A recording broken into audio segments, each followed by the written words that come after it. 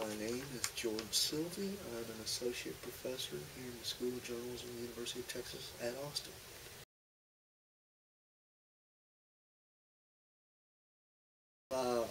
We don't necessarily cover millennials per se. Why? Why? Because you do that indirectly in some of the times, some of the stuff that you cover. For example, the trend stories. Some of you did stories about millennials and millennial fashion and millennial this or that. But the course, as it's constructed right now in the current curriculum, remember we're going to have a new curriculum, is to teach you how to cover government. And unfortunately, millennials do not run government. Because I think it would be a lot more efficient and a lot better. But no, it's a government class.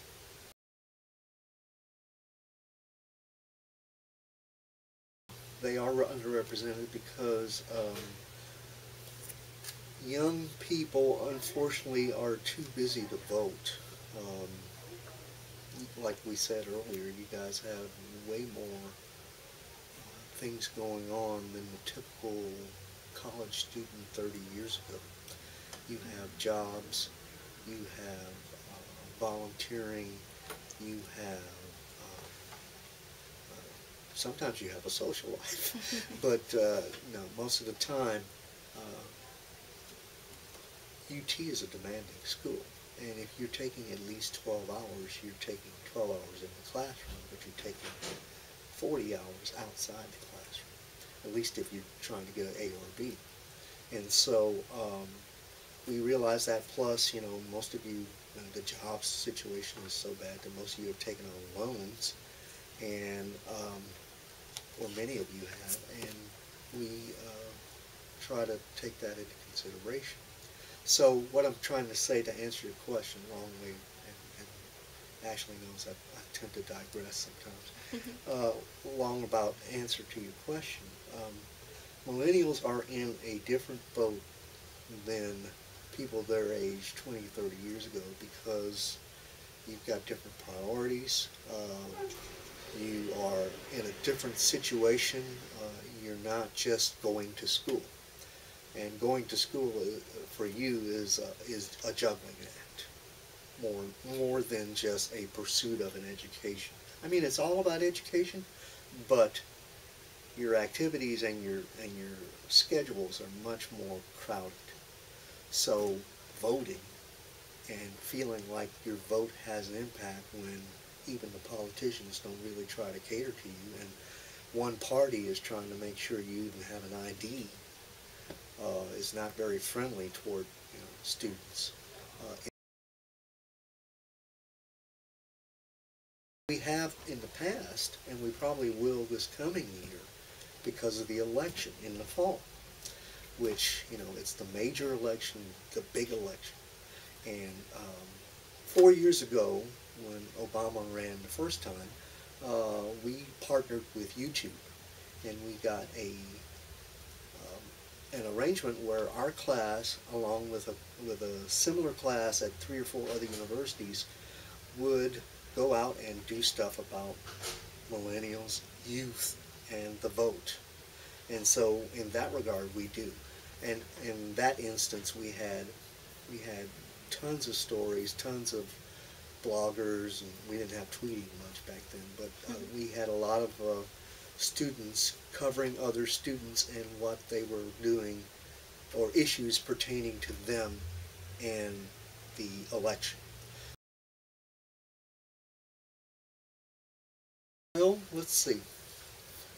You have to remember, my generation was a very politically active generation, from the standpoint we had a lot of free time on our hands, and we were engaged in the United States directly was in a war. It was the Vietnam War, but it was actually the United States versus a communist country that was very heavily supplied by other communist countries.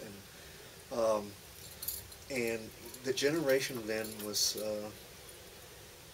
I guess, spoiled in such a way that we had so much time to think about politics and not necessarily making a buck, that we we focused on, there was a lot of protests going on. We had the civil rights movement, we had the women's movement, and other related types of civil liberties type movements going on at the same time. So it was a very politically active time.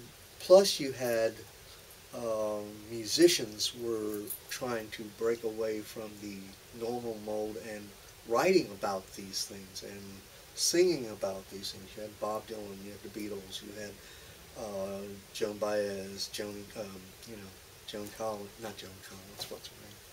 I get Judy Collins, I can't think of the blonde-haired songwriter, but you probably have Joni something.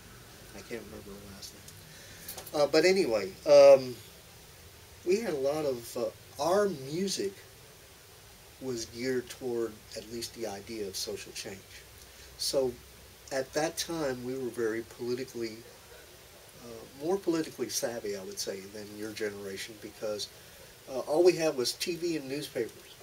And TV was just not the vehicle to know anything about politics. So we read a lot of newspapers and magazines, Life magazine, Time magazine. And we didn't have the many media choices that your generation has. And so as a result, and we didn't have things we could carry our music with us.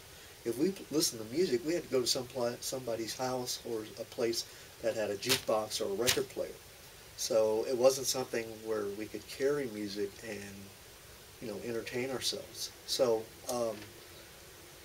the idea, the notions of these big concerts developed, and the concerts like Woodstock turning into political events as well. So that mentality, plus the fact that we were engaged in a war where we were losing people daily, we, America, were losing guys, and the government was not being very forthcoming about what was going on. So people were less trustful of what, and more alarmed by things that government did, and more likely to react more swiftly than the current generation.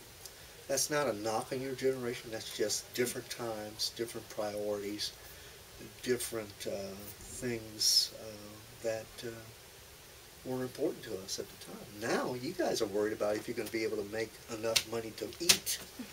We didn't have that worry. We lived in a time where the economy was growing. It was just assumed that you were going to have a good job, especially if you went to college. And but at the same time, you were at college 24/7, and the college was your life. It wasn't so much about getting ahead. It was more about enjoying and speaking and acting.